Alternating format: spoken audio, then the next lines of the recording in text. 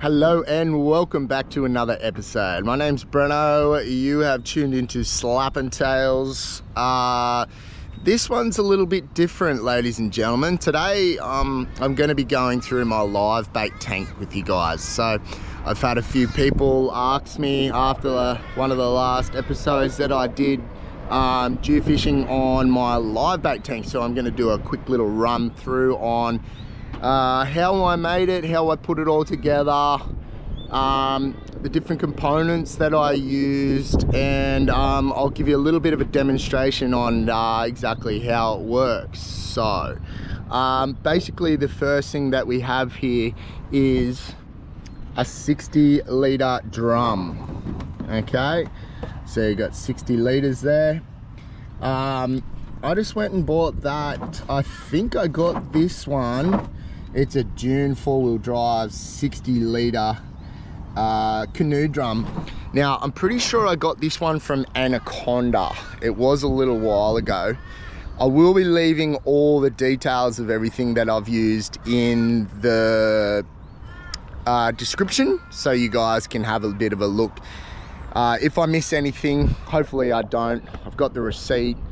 I'll give you an estimate of roughly how much everything cost as well. But this 60-litre drum, okay, so pretty self-explanatory. It's got a lid, so when I'm traveling from you know, different destinations, I can chuck the lid back on, and all the water doesn't spill out of it and, you know, go all through the boat or wherever I've got it. Next thing, so obviously you have to have an inlet and an outlet. So this right here is my inlet. So that's where the water comes in from. So what I've got for the start, I've got a submersible slimline inline pump. Okay, now that runs onto my, I did originally have a 500. Now this one I believe is only a 280, so I'm pretty sure that means, oh, got bus ups out there. Ooh, I wonder what that was. Anyway, this is the, yeah, this is the pump. So I've gone down pump sizes. I did have a 500, which was it probably was way more overkill than what I needed. You just need water circulating through the bait tank, really. So I've went down, and what happened was I ended up burning out my old pump because I was pulling it out of the water and not turning it off. So apparently, here's a little tip for you guys so you don't make the same mistake. You don't take it out of the water because it uses the water to cool the motor down inside. So make sure if you pull it out of the water that you turn it off, otherwise you will burn it out like I did the last one. Yeah, so that'll save you a couple of $100 right there. Now obviously the old pump it was a 20 mil fitting towards the back end of the submersible pump. So when I got the smaller one, it only has a smaller fitting. So I just got the clamps and the clear hose to suit. So, but it did originally come on a 20 mil hose and with the clamp. So that fitting there is just to go from different size hoses. So yeah, you will need the hose clamps. And then what I've done is I've got myself some zip ties, okay? So that just runs all the way up to the end of my thing. Now I have a lot of hose, okay? I'll get rid of this. I have a lot of hose strictly because when I go fishing off the rocks, if I have a longer hose, I can still put my live bait tank further up in the rocks, so doesn't have to be so close to the water, and my hose will reach further down. Of course we have a helicopter come in just as I'm filming.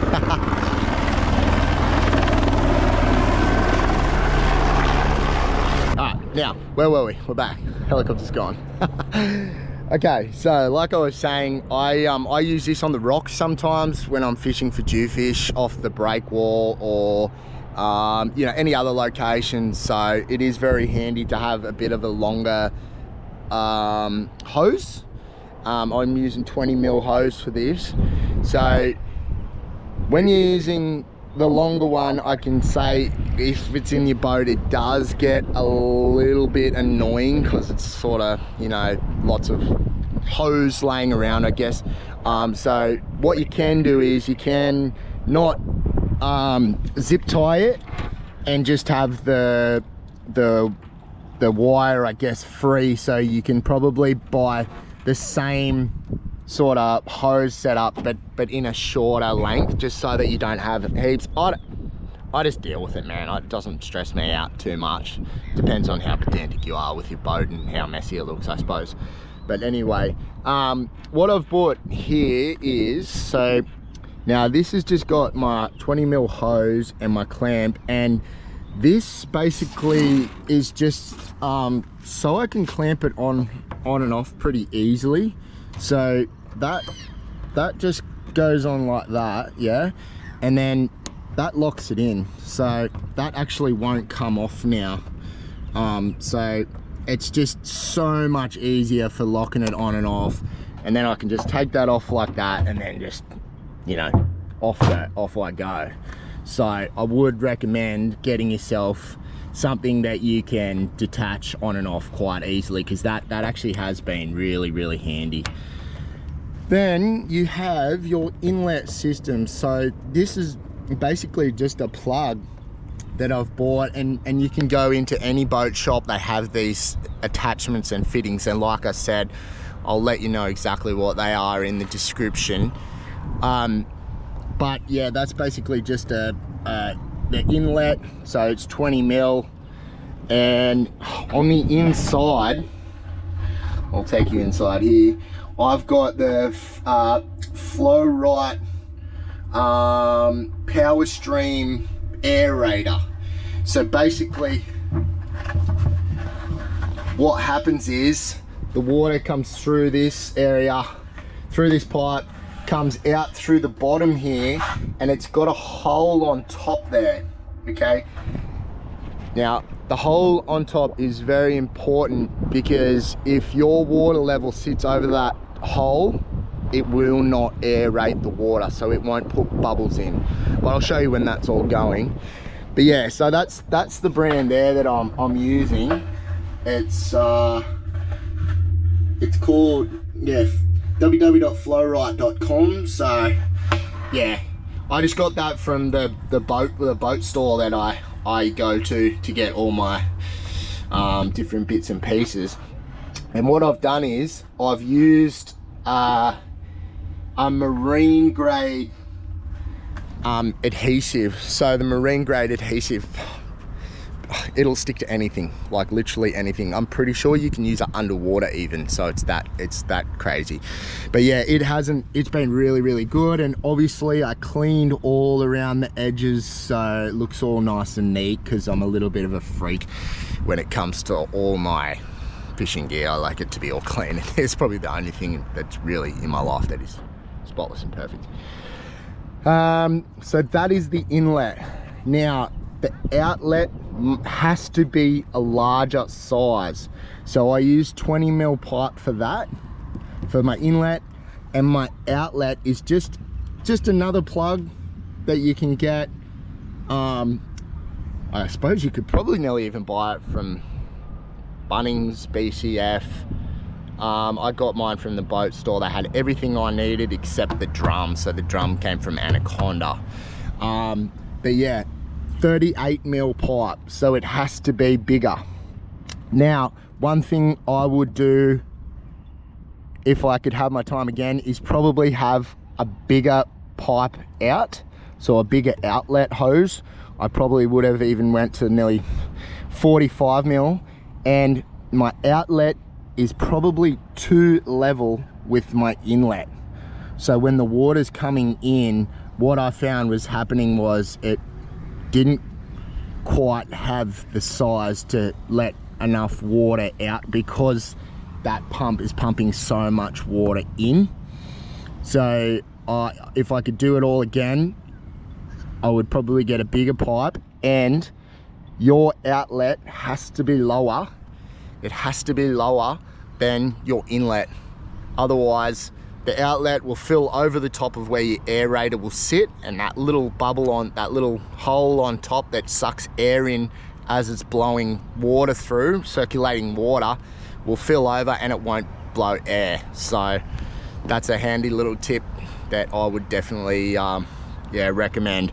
Make sure your outlet is lower and it's big enough to let the water out. Now I run it, you can run it on just a smaller, just got this lithium battery. However, I do sit out on the water all night fishing for jewfish. So I just use a car battery. Well, it's the battery that I use for my electric motor, which is a fair bit bigger. But I mean, depending on how long you're going to be on the water, just use a battery accordingly, I suppose. Just, you know, if you're happy to sit there all night like I am, waiting for a jewfish to bite, then get yourself a big battery so you know that it's not going to die and it's not going to ruin the night with dead baits. Okay, let's do a little bit of a running test for you guys. We'll get it all set up and get it in the water and show you exactly how it works. Okay, so like I said, make sure that your pump is in the water before you start it. So I'm gonna drop this in the water here. So all you have to do is just literally, because this pump can be submerged, it's submersible and it's continuous, so it can run as long as you need it to. Plonk it in the water so it's fully submerged, and then what you do is you just positive to positive, negative to negative, and there we go. Now the water's coming up through and into in there, into the live bait tank, and that's it running. So yeah, that can sit any which way, and that's it. Now that'll just fill up, so it might take a little while to fill up, but that basically,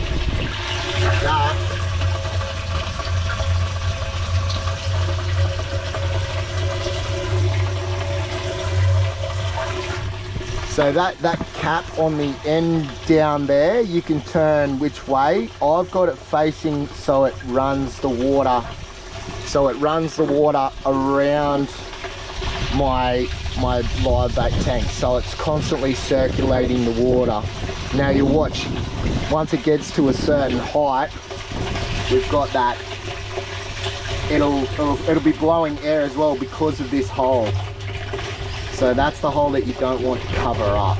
So yeah, like I said, if I had my time again, I would be making this a little bit higher. So I probably would put that inlet maybe down about there for the center of the hole, and I'd probably also have a bigger outlet as well, just a bigger gauge, just to make sure.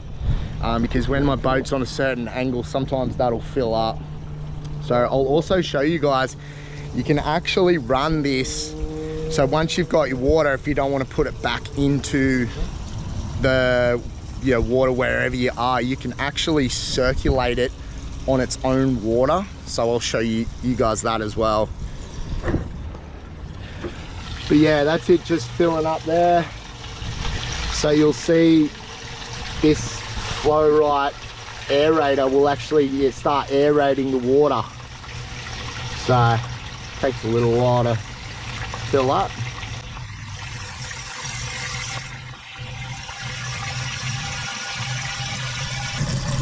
Now see how that's still blowing bubbles, even though it's completely under the water? That's because of this hole here, like I said. So if I put my finger over it, it actually stops blowing bubbles. So take it back off, it draws air from this hole at the top. So that's off, so no more bubbles. The water's still flowing. Okay, we're back. So, new battery. I would highly recommend using a better, bigger battery. Those little motorbike batteries are not very good. Either that or my other battery wasn't very charged. But yeah, so that water's filling up pretty nicely now. So as you can see, now this will hold, this 60 litre drum, this will hold easily, quite easily, I mean 20 to 30 yakkers, like, you know, reasonable size yakkers or slimies or mullet. Obviously you don't want too many in there, but as long as that water's still circulating, you should be fine. Okay, you can actually store you know, live squid or anything like that in it, anything live. So we're about to have this water trickle out, so I'll show you here. So that water's just hitting that there, and now there we go. So, and that's it, just like that.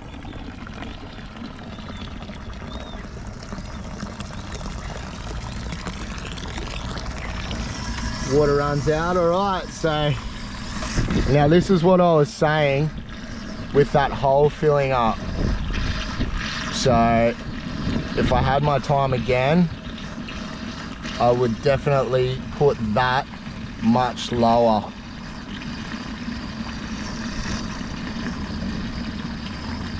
Yeah, see how it's only sort of just covering it up, so that hole gets filled, so it's not really aerating properly. So definitely learn from my mistakes, guys and girls. Put your hose lower or have a bigger hole. So I'm actually, yeah, I'm pretty spewing about that.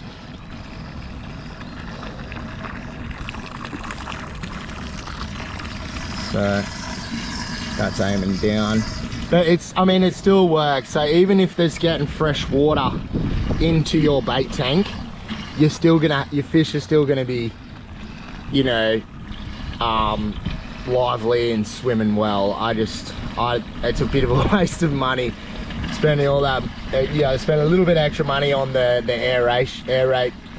aerating system, sorry, and it not working to its full potential. Anyway, maybe I can put another smaller outlet somewhere else, have another one to the side, but it's actually quite annoying, so I'm a little bit upset about that. But anyway, that's fine. Learn from my mistake. Make sure your outlet is far bigger than it needs to be, and make sure it is much lower than where your inlet hole goes. So yeah, now, so I'll roll a little clip of this actually getting put into use. Me catching some live baits, the live baits staying in there, everything coming together, and me catching a jewfish. So I'll roll that clip for you now. All right, guys, so we are on the live bait. I've got one. That's crazy. Looks like I might have just got some. Yeah. Yeah, we've got another one. There it is. Let's see it. Oh wow, what's happened to you, buddy? Oh yeah.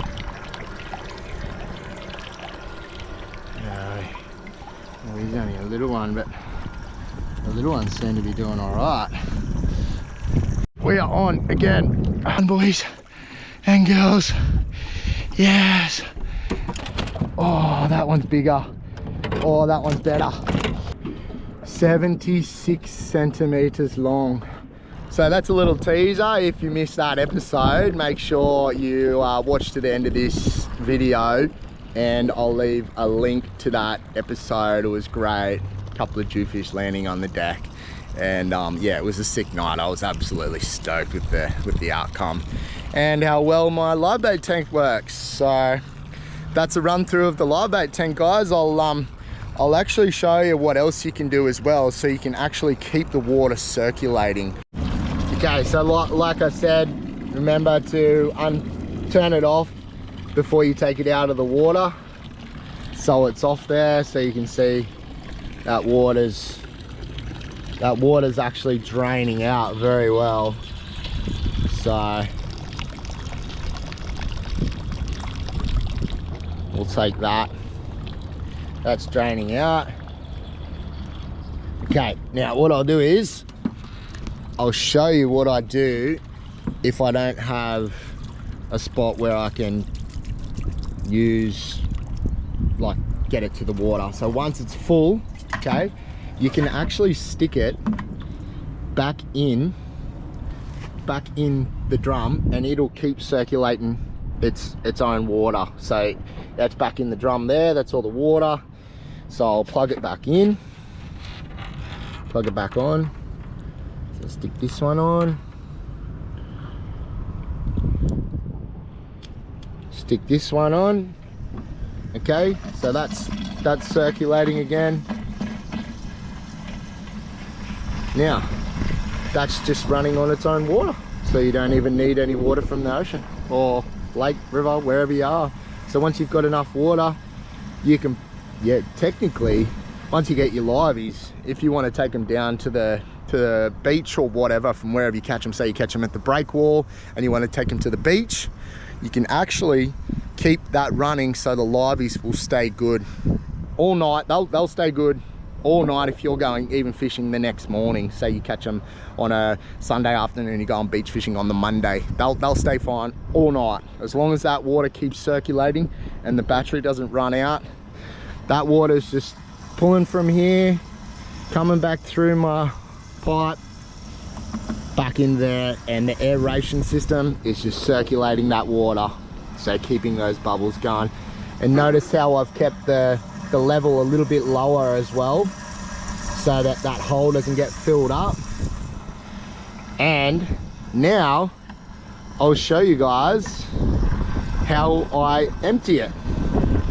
Quite similar, pretty handy having this little attachment right here.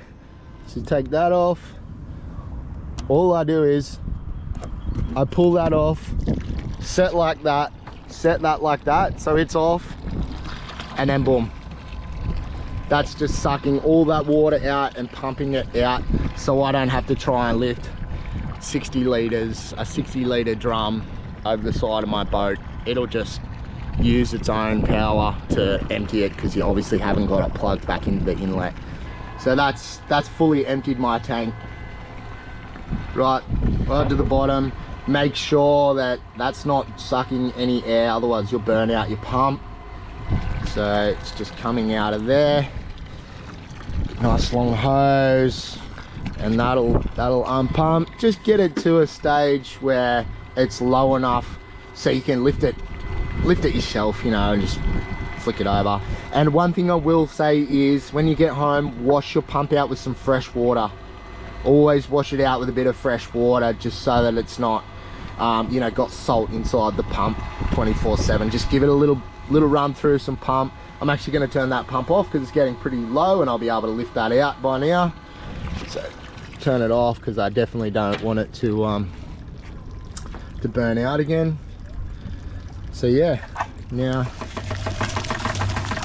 let all that water out. There we go. Okay, put that there, and then yeah, basically just lay it over this side and tip it all out. And there you have it, one empty live bait tank, and you didn't have to lift 60 kilos worth of weight. Hope you guys find that useful. Remember, just like this video or save it, download it, whatever you need to do. And if you're going in to buy it, buy anything, you can just show them this video and say I need all those fittings, but I will leave everything in the descriptions. I'll try not leave anything out. I'll try and remember what all the fittings are called and all that sort of stuff as well. So yeah, don't come at me if I get some things wrong, but the easiest way to do is go into your boat store, say this is what I want to do, show them the video, and they can point you in the right direction. So yeah, I hope you guys enjoyed the episode. Something a little bit different for this one. Let me know if you like it. Let me know if you want to see more things like this to help you guys out with different types of fishing, whatever I can do. If you haven't already, subscribe. Like I said, hit the like button, let me know what you think, and yeah, we'll catch you on the next one. See you guys, thanks for watching.